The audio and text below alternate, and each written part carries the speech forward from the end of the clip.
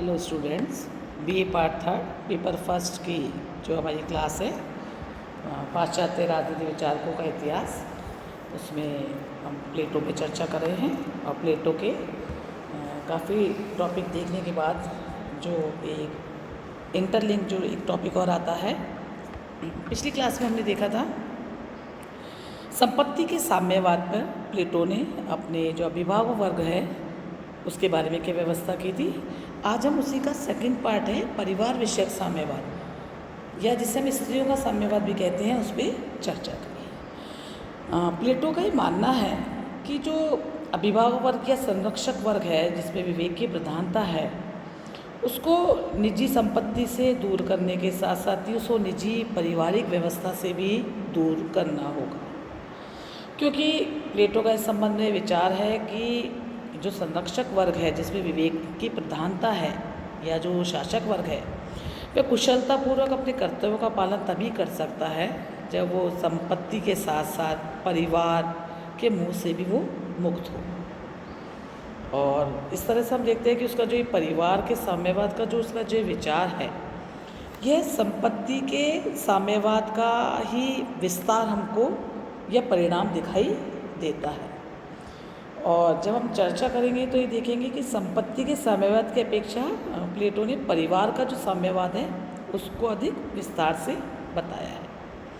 स्वयं प्लेटो ने इस सिद्धांत को बताते हुए कहा है कि जो अभिभावक वर्ग है उसका उसमें चाहे वो स्त्री हो या पुरुष, दोनों में से कोई भी अपना निजी परिवार नहीं बनाएगा। इनकी पत्नियां भी सार्वजनिक रूप से होंगी और संतानें भी इसी प्रकार से होंगी। इससे न तो माता पिता अपने संतान को जान सकेंगे और न ही संतान माता पिता को। अपने इस सिद्धांत को समझाने के लिए वो कुछ बातें बताते हैं। पहली बात, वो प्लेटो कहते हैं कि वो अपनी इस योजना के पक्ष में पहली बात ये कह रहे हैं कि जो अभिभावक वर्ग है उसको पारिवारिक मोह से मुक्त करना होगा। क्यों? क्योंकि प्लेटो के लिए परिवार वो उसको एक ऐसी संस्था मानता है जो व्यक्ति के अंदर संकीर्ण मनोवृत्ति या स्वार्थपूर्ण भावना उत्पन्न करती है। क्योंकि उसका मानना है कि ये पारिवारिक मोह ही ऐसी व्यवस्था है जिसमें फंस कर के व्यक्ति सार्वजनिक जीवन की उसके जो भी कर्तव्य हैं, पब्लिक सर्विस में उसकी जो भी रिस्पॉन्सिबिलिटीज़ है, उनमें वो उतनी एफर्ट नहीं दे पाता है। इसलिए परिवार की व्यवस्था का अंत अभिभावक वर्ग के लिए कर देना चाहिए। बाकी वर्गों के लिए वो परिवार को अवश्यंभावी मानता है, लेकिन संरक्षक वर्ग जिसमें विवेक की प्रधानता है उसके पास परिवार की व्यवस्था नहीं होनी चाहिए। यहाँ पे वो परिवार को एक बाधा मानता है कि जहाँ पे जिनमें विवेक है उनके लिए अगर, और जो प्रशासक हैं, शासक हैं, दार्शनिक शासक हैं, परिवार उनके लिए एक डिटरेंस का काम करता है। दूसरी बात वो कहते हैं कि राज्य में एकता स्थापित करने के लिए भी आवश्यक है कि संरक्षक वर्ग के पास में परिवार ना हो, क्योंकि जो परिवार है व्यक्तियों में तेरे मेरे की भावना उत्पन्न करता है और इसके परिणाम स्वरूप जो अभिभावक वर्ग है वह अब सत्ता प्राप्ति के लिए संघर्ष की भावना उनके अंदर बढ़ जाती है। इसलिए वो कहते हैं कि अभिभावक वर्ग के लिए समस्त समाज ही एक विशाल परिवार की भांति है, और समस्त समाज के समस्त स्त्री पुरुषों का जो ये विशाल परिवार है, इसके द्वारा वह राजनीतिक एकता की प्राप्ति करना चाहता है। तीसरी बात जो प्लेटो अपने इस सिद्धांत को पुष्ट करने के संबंध में इंगित करता है, वो ये कहता है कि प्लेटो का मानना है कि उसके समय में एथेंस के अंदर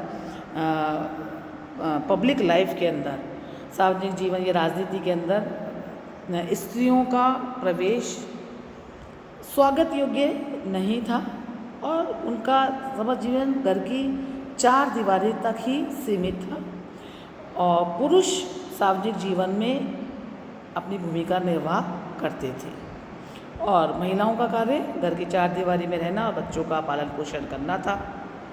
और राज्य की सेवा के लिए बच्चों को जन्म देना, विवाह एक साधन बन गया था और पत्नी को एक साधन माना जाता था। प्लेटो का मानना है कि परिवार फैमिली एक ऐसी प्लेस है जहाँ मनुष्य की प्रतिभा का या स्त्रियों की प्रतिभा का हनन होता है, क्योंकि उनकी जितनी भी पावर है या उनकी जितनी भी क्षमता है वो घरेलू कार्यों में बर्बाद हो जाती है।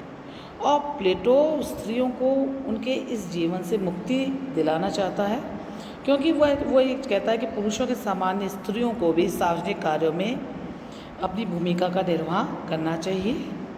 इसलिए वह स्त्रियों की मुक्ति के लिए भी संरक्षक वर्ग को परिवार से पूर्णतः दूर करना चाहता है।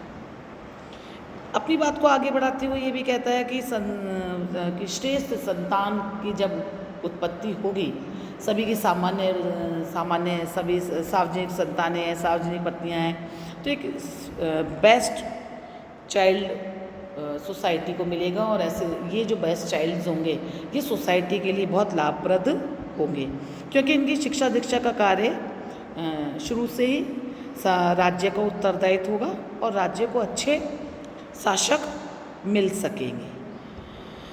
प्लेटो की अगर हम जब इस परिवार विषय के साम्यवाद पे का जब गहनता से अध्ययन करते हैं तो हम ये देखते हैं कि वो एक साथ अनेक उद्देश्यों को इस सिद्धांत के द्वारा पाना चाहता है। वे एक साथ ही संरक्षक वर्ग के लिए चाहता है कि वो अपने सार्वजनिक कर्तव्यों का निर्वाह करें, साथ ही जब सभी की पत्नियां और बच्चे एक दूसरे के होंगे, मतलब कोई किसी का भी एक का स्वामित्व तो नहीं होगा, सबका होगा, तो इससे राज्य में एकता आएगी। इससे जुड़ती हुई बात कहता है, इससे अच्छे संतान, अच्छे बच्चे, अच्छे युवा, आने वाली एक अच्छी पीढ़ी राज्य को प्राप्त हो सकेगी। साथ ही साथ स्त्रियों की स्थितियों में बहुत सुधार होगा और वो राज्य के लिए स्त्रियां भी उपलब्ध हो सकेंगी।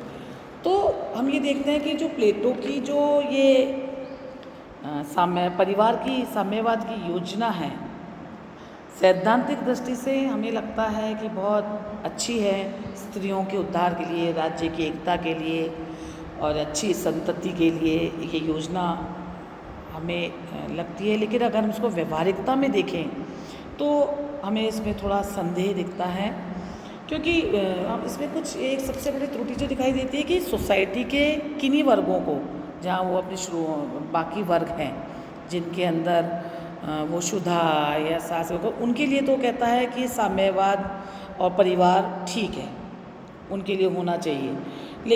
लेकिन दूसरी ओर जो उसका संरक्षक वर्ग है वो उसको संपत्ति से और परिवार से बिल्कुल मुक्त रखना चाहता है, जो कि बड़ा त्रुटिपूर्ण लगता है। और साथ ही साथ ये जो उनका परिवार विषयक साम्यवाद है, इसकी असफलता या व्यवहारिकता इस बात से भी स्पष्ट हो जाती है कि अब तक प्रैक्टिकली ये प्लेटो का यूटोपियन विचार तक तो ठीक लगता है, लेकिन इसको व्यवहारिकता में कहीं भी अब इसको व्यवहारिकता का ये यथार्थवादी रूप नहीं दिया गया है। आगे की कल की कक्षा के अंदर हम प्लेटो के ही विचार को आगे बढ़ाएंगे, जहाँ उसके दार्शनिक शासक का जो अवधारणा है, दार्शनिक राजा की जो सिद्धांत है उस पर चर्चा करेंगे।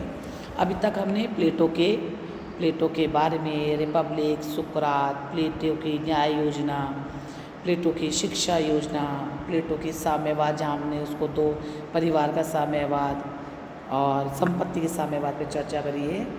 अगले टॉपिक दार्शनिक शासक की जो उसकी अवधारणा है, कल हम उस पर विस्तृत से चर्चा करेंगे। Thank you.